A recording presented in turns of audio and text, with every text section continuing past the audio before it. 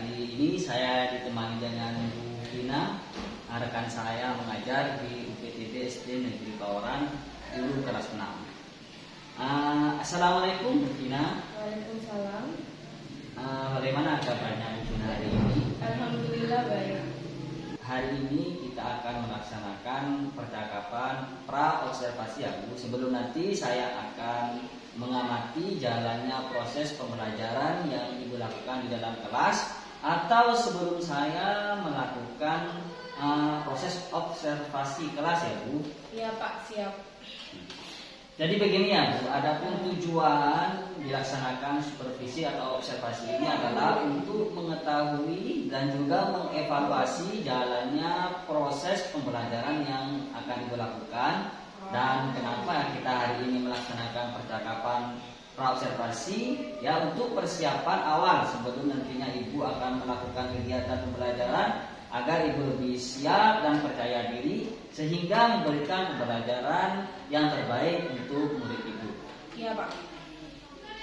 Ada beberapa pertanyaan yang akan saya sampaikan kepada Ibu.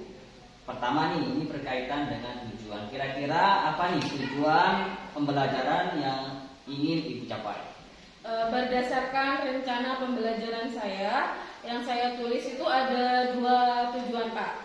Yang pertama yaitu siswa atau murid mampu mengidentifikasi perkembangbiakan secara generatif ya dengan benar. Yang kedua itu mampu melaporkan perkembangbiakan secara generatif dengan benar juga. Oh lah ya. Berarti ada 2 ya, Bu? Ya. Tujuan pembelajaran yang ingin dicapai. Nah, kira-kira nih bagaimana dengan area pengembangannya? Nah, seperti apa pengembangan yang ingin Ibu harapkan? Mungkin saya ada 2 pengembangan ya Pak. Yakni yang pertama dari pengetahuan dan keterampilan. Yang pertama pengetahuan yaitu mengidentifikasikan perkembangbiakan secara generatif itu dengan benar. Yang kedua mampu melaporkan perkembangbiakan secara generatif dengan benar. Jadi area pengembangan yang Ibu capai adalah aspek pengetahuan dan aspek keterampilan ya. Nah, saya ingin mendengar bagaimana Ibu merencanakan pembelajaran yang ingin Ibu terapkan di dalam kelas. Bisa dari strategi pembelajaran, kemudian model pembelajarannya, serta metode pembelajarannya yang nantinya akan Ibu terapkan di kelas. Baik, untuk strategi yang saya gunakan itu Pak, pembelajaran berdiferensiasi berdasarkan kesiapan belajar, minat dan profil belajar siswa, yang diintegrasi pada pembelajaran sosial dan emosional siswa. Kemudian saya akan membagi 3 kelompok berdasarkan gaya belajar, yaitu visual, auditori, dan kinestetik. Pembelajaran berbasis masalah dan problem. Untuk metode saya gunakan diskusi kelompok, tanya jawab, ada penugasan dan presentasi. Saya juga akan menerapkan ice breaking sehingga siswa itu menjadi lebih bersemangat. Jadi rencana pembelajaran yang Ibu terapkan di dalam kelas itu menggunakan strategi pembelajaran berdiferensiasi yang terintegrasi dengan pembelajaran sosial dan emosional. Kemudian Ibu menggunakan model pembelajaran problem learning atau PPL dengan metode pembelajaran diskusi kelompok, tanya jawab, presentasi, dan kemudian penugasannya. Iya, betul sekali Pak. Nah, bagaimana dengan media pembelajaran yang Ibu pergunakan di kelas nanti? Untuk media pembelajaran yang saya gunakan, yang pertama itu saya mempersiapkan tes perkembangbiakan tanaman yang saya ambil itu tanaman jagung. Ada video perkembangbiakannya, ada gambar alat perkembangbiakan generatif pada tumbuhan, dan terakhir menyiapkan lagu-lagu tentang tumbuhan. Nah, ini ya, kira-kira nih, kapan Ibu akan melakukan kegiatan pembelajaran tersebut, di hari apa, di kelas berapa, dan juga di jam berapa? Insya Allah besok Pak di kelas 6 jam pertama saya akan memberikan materi tentang perkembangbiakan generatif. Jadi besok jam pertama saya akan datang ke kelas Ibu ya. Saya akan melakukan supervisi kelas, melihat juga mencatat hal-hal yang terjadi di dalam kelas. Nah, nanti setelah Ibu melakukan kegiatan observasi atau belajar di dalam kelas, kita akan melaksanakan percakapan yang terakhir ya Bu, yakni percakapan pasca observasi. Sebelum kita akhiri, kira-kira nih Bu, apa yang Ibu dapatkan dari hasil percakapan hari ini? Saya mendapatkan gambaran media apa yang akan saya gunakan nanti. Kemudian media apa yang akan saya gunakan, saya persiapkan dari sekarang sehingga saya dapat menciptakan pembelajaran berdiferensiasi dan berpusat kepada murid.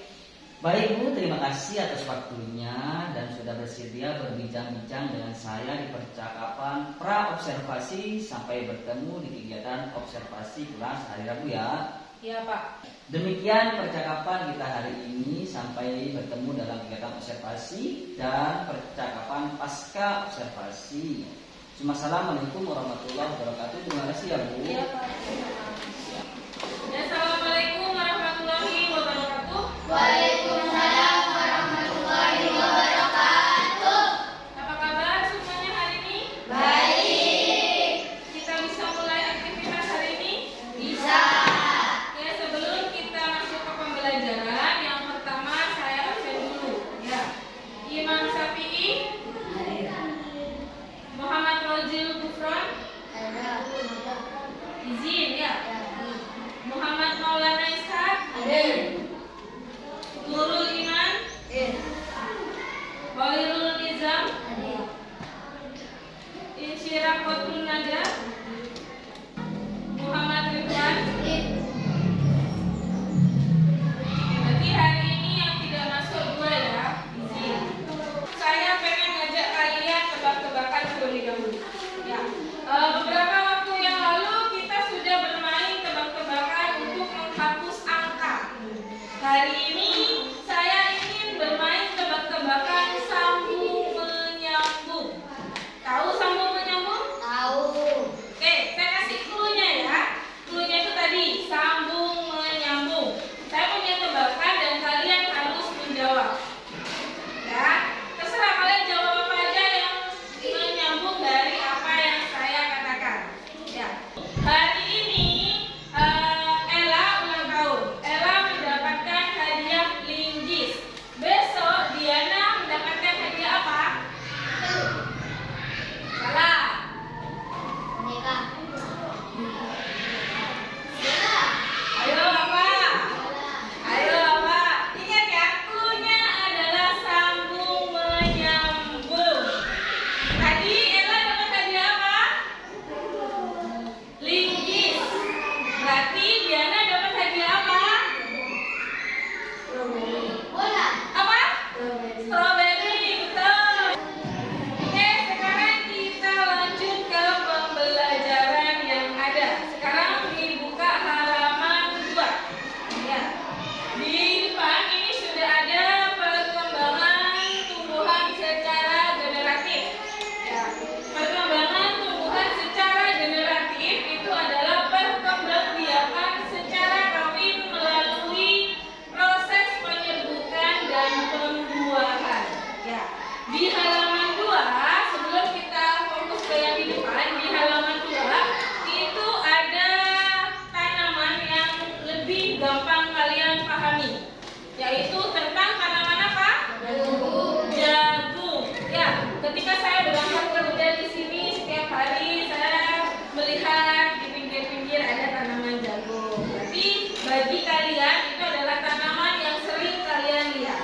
Ya, tapi mungkin kalian tidak tahu bagaimana proses dari pembuahan jagung tersebut. Ya, jadi hari ini saya ambil contoh yaitu jagung. Ya, bagaimana sih perkembangbiakan pada jagung? Ya, jagung itu adalah salah satu merupakan tanaman yang dijadikan bahan makanan pokok di berbagai dunia. Salah satunya Indonesia, terutama juga di Madura. Dan yang lebih spesifik lagi di daerah kita. Ya, tetangga kita, mungkin ibu, bapak kalian seorang petani, ya, menanam tanaman salah satunya adalah jagung. Ya. Kalau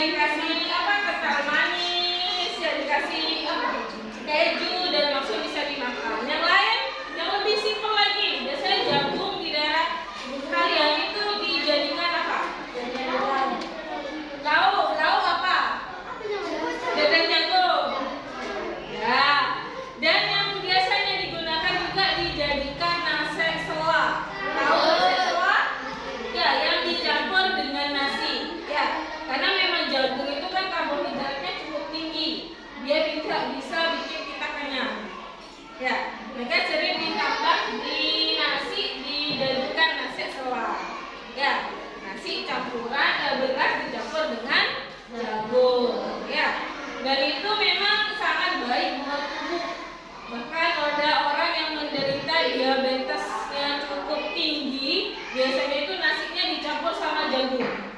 Ya, tidak masih saja nyambungnya campur jagung baik kan gitu kadang ya. Nah itu karena memang kandungan di dalam jagung itu baik buat tubuh ya. Sekarang cara bagaimana perkembangbiakan jagung. Biasanya itu seorang petani memulai pembiakan tanamnya dengan menanam biji jagungnya terlebih dahulu. Ya, setelah diratakan, dibersihkan, biji jagungnya ditanam. Ya, ditanam setelah 3 sampai 4 hari itu bakal tanaman akan tumbuh ke permukaan tanah. Jadi akan mulai tumbuh, daunnya kecil, ya, tumbuh makin lama makin besar, dan tanaman jagung itu akan terus tumbuh menjadi besar. 3 minggu kemudian buah jagungnya itu baru bisa dipanen. Jadi dalam proses pemanenannya itu kurang lebih jika cuacanya baik, kondisi baik, 3 minggu itu sudah bisa dipanen atau diambil. Baru kita bisa mengolahnya. Ya. Buah jagung sendiri itu berbentuknya seperti tongkol. Pada mulanya berupa sekuntum bunga. Ya. Bunga jagung itu memiliki rambut halus, tahu kan ketika baru dipetik, ya kan? Ketika belum dikupas itu di puncaknya, ya di ujungnya itu akan ada bulu-bulu halus, ya kan? Tahu kan? Nah, itu terdapat pada tepung sari, ada tepung sari. Tepung sari itu akan terbawa oleh angin. Ya, tepung sari itu terbawa oleh angin ketika angin tertiup dan akan terjatuh ke kepala putih yang terletak di bagian bawah pada bunga. Pada pohon jagung yang ada, itu ada di halaman 3, ya. Pohon jagung lainnya, ya. Jadi setelah itu barulah terjadi penyerbukan. Jadi kalau perkembangan tumbuhan secara generatif itu kan terjadi perkembangbiakan melalui proses penyerbukan dan pembuahan. Jadi nyambung ke apa yang sudah kita lakukan di depan. Ya. Jadi pertama di dalam buah jagung itu kan ada rambut halusnya. Dari rambut halusnya itulah yang akan memproses sebuah penyerbukan dan pembuahan yang berhasil membuat buah baru itu muncul. Jadi tumbuh, setelah tumbuh baru bisa kita panen setelah 3 bulan. Ya, sampai di sini mungkin kalian sudah paham? Itu supaya kalian bisa mengamati langsung, supaya kalian tahu prosesnya bagaimana dalam pembuahan jagung. Kalian bisa mengamati secara langsung karena kalian sendiri ada di sekitar proses pertumbuhan jagung itu sendiri. Jadi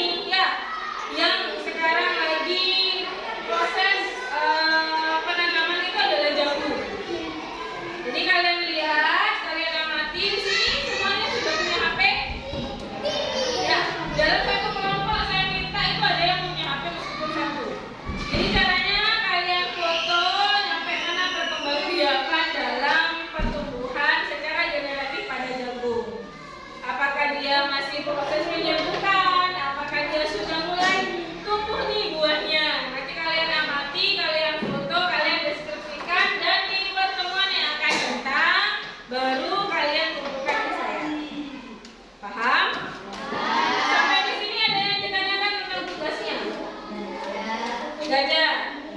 Gak ada? Kalau tidak ada, berarti untuk perkembangan tumbuhan secara generatif, ini mapel IPA-nya saya akhiri sampai di sini.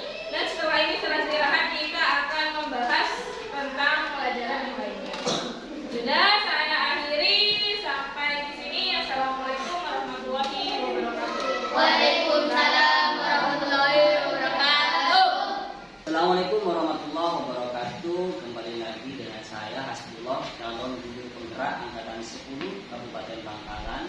Alhamdulillah di sini saya ditemani oleh Ibu BP Pak saya, Bu Setio. Selamat pagi, Pak Abdul. Ibu Galuh, dan ditemani juga rekan guru hebat saya, Ibu Vina, guru kelas 6 UPTT SD Negeri Pawaran. Assalamualaikum Bu Vina, Bu Setio.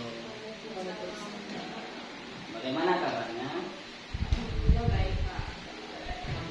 Pak Asbul bagaimana? Alhamdulillah saya selalu baik Bu. Dalam sesi percakapan pasca observasi ini ada beberapa pertanyaan yang ingin saya sampaikan kepada Bu Vina terkait jalannya proses kegiatan observasi kemarin. Hal ini bertujuan untuk mengevaluasi jalannya proses pembelajaran yang telah Ibu Vina lakukan di dalam kelas. Oke, untuk pertanyaan yang pertama, bagaimana perasaan Ibu terkait jalannya observasi kemarin? Untuk kegiatan observasi kemarin, kalau boleh jujur Pak, saya cukup tegang karena memang terbiasa proses mengajarkan hanya dengan siswa, tidak ada orang lain.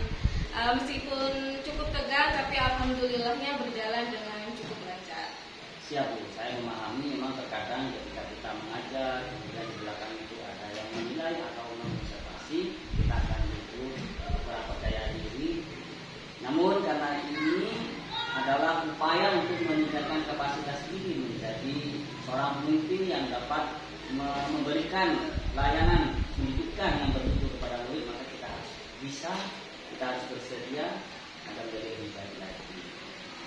Bu Vina, bisa diceritakan kembali terkait area pengembangan yang ingin dicapai ketika melaksanakan pembelajaran di kelas, kemudian tahapan-tahapannya itu seperti apa?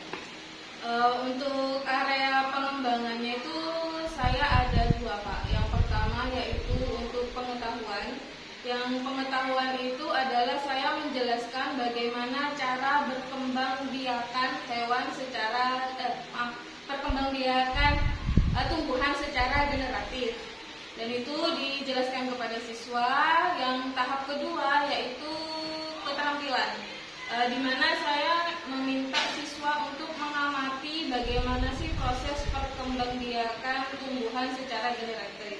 Salah satu contohnya, karena di sekitar daerah siswa itu adalah tumbuhan jagung, maka saya minta siswa itu untuk mengamati tumbuhan jagung tersebut. Jika sudah berapa hari bagaimana, ketika sudah penyerbukannya bagaimana, jadi siswa diminta untuk mencatat dan dikumpulkan. Untuk tahap-tahapannya ya saya menyiapkan RPP, menyiapkan materi, dan sambil lalu juga di kelas itu saya kasih ice breaking, tebak-tebakan supaya siswa termotivasi untuk bisa menjawab. Jadi area pengembangan yang Ibu capai itu dua ya. Yang pertama adalah pengetahuan dan yang kedua itu adalah keterampilan. Kemudian untuk tahapan-tahapannya kita menyiapkan RPP dengan materi yang menarik, dan juga itu ada FGD tadi ya untuk membangkitkan semangat. Seperti itu ya. Sejauh mana sih area pengembangan yang sudah Ibu tadi ceritakan tersebut, itu apakah sudah berhasil atau tidak? Sebenarnya untuk prosesnya sudah berjalan cukup lancar, cuman ya memang ada kekurangannya Pak. Jadi ketika kita tarik secara keseluruhan sudah berjalan dengan lancar, sudah baik ya, cuma masih ada kekurangan atau kendala. Menurut Ibu apa sih kekurangan atau kendala yang Ibu hadapi saat melaksanakan pembelajaran kelas? Kendala yang paling terlihat itu Pak adalah siswanya. Siswa di sini terkesan pasif, Pak. Jadi siswa tuh ketika saya menjelaskan materi, saya ingin adanya tanya jawab, siswa tuh lebih banyak diam. Ada sih Pak yang menjawab, cuma 1-2 anak saja. Jadi suasana di dalam kelas itu terkesan pasif karena siswa yang menjawab ya itu saja. Ketika saya arahkan ke siswa yang lain, siswa yang lain malah terkesan mengarahkan ke temannya gitu. Padahal aslinya kalau menurut saya pribadi anak tersebut sebenarnya bisa menjawab. Berarti faktor kendala yang ibu hadapi ini ada sebagian murid yang kurang aktif ya, seperti itu ya. Mengapa Bu? Murid tersebut cenderung tidak aktif padahal kan murid yang lain itu aktif? Kalau dari pengamatan saya itu karena persiapan belajar mereka kurang. Di dalam kelas mereka ketika memang harusnya belajar lebih banyak bermain. Lagi kurang percaya diri Pak. Sebenarnya kalau menurut pendapat saya, siswa tuh bisa menjawab. Karena ketika saya pancing mereka tuh berani berkata cuman pelan gitu loh, tidak berani bersuara lantang. Jadi mungkin akan lebih baik untuk siswa itu ditimbulkan rasa percaya dirinya lagi. Oh, ya. Dari yang saya tangkap terhadap faktor penyebab murid tersebut cenderung pasif, itu telah memaparkan sangat. Apa sih rencana ke depan? Apa sih rencana ke depan untuk memperbaiki masalah tersebut? Rencana kedepannya mungkin saya akan lebih memotivasi anak untuk bisa percaya diri Pak. Jangan lagi ini terkait gaya belajar. Mungkin kekurangannya saya juga, saya terlalu banyak fokus ke auditori. Sedangkan visual dan kinestetik itu terkesan kurang masuk ke dalam pembelajaran. Ini mungkin akan saya usahakan untuk memberi pengajaran ke siswa itu mengarah ke 3 gaya belajar tersebut. Jadi kan di kelas itu tidak semuanya kinestetik, tidak semuanya auditori, tidak semuanya visual. Jadi mungkin saya pribadi yang juga harus belajar lagi bagaimana ketika saya menyampaikan di dalam kelas, pembelajaran di dalam kelas itu saya sudah bisa memberikan kepada ketiga gaya belajar anak di dalam kelas. Luar biasa sekali. Jadi rencana itu yang pertama adalah memotivasi murid agar bersemangat, kemudian ibu memperhatikan lagi kebutuhan belajar murid ya, terutama di gaya belajar. Karena memang murid ini beraneka ragam, jadi gaya belajarnya juga pasti beraneka ragam. Dari pemaparan ibu tadi, kapan ibu akan melaksanakan rencana yang sudah ibu terangkan tadi? Untuk rencana sendiri masih belum tahu kapan, tapi saya usahakan untuk secepatnya bisa saya realisasikan di dalam kelas. Luar biasa, semoga apa yang ibu rencanakan tadi cepat terrealisasikan karena lebih cepat lebih baik. Semoga kedepannya ibu ini menjadi pendidik yang dapat memberikan layanan pendidikan yang jauh lebih baik lagi. Ada peningkatan dari ibu untuk memenuhi kebutuhan belajar ini. Dan ibu selanjutnya kepada Ibu Setio untuk memberikan penguatan kepada kami di pasca observasi ini. Terima kasih Pak Astur. Ya. Ibu izin ya saya memberikan umpan balik. Karena umpan balik itu saya berusaha memberikan yang positif. Saya melihat semua tadi Pak Astur selaku observer sudah melakukan dengan baik pada pertanyaan-pertanyaan yang mengacu pada alutsista. Saya sudah melihat dari tujuan tadi sudah disampaikan, terus dari identifikasi masalah, terus ada rencana aksi, terus ada tanggung jawab. Begini umpan balik dari saya melihatnya sudah baik semua dan teruslah belajar menggali potensi diri dan belajar mengobservasi dan terus mau diobservasi. Dengan begitu kita tahu apa kelebihan kekuatan dari diri kita ini. Kalau kita tidak ada yang menggali, kita tidak tahu apa sih kekuatannya. Jadi ketika kita menggali, itu akan muncul ide yang itu kita itu. Ya, terima kasih. Terima kasih saya ucapkan kepada beliau atas arahan positifnya kepada saya. Kemudian saya juga mengucapkan banyak-banyak terima kasih kepada Rufina sudah mau meluangkan waktu di pasca observasi maupun observasi dan praobservasi. Nah, kedepannya Rufina saya ingin melihat atau mendengar kabar gembira saya daripada perbaikan atau peningkatan potensi Rufina untuk mengajar atau melaksanakan pembelajaran yang lebih baik lagi. Saya tunggu kabar baiknya ya. Demikian yang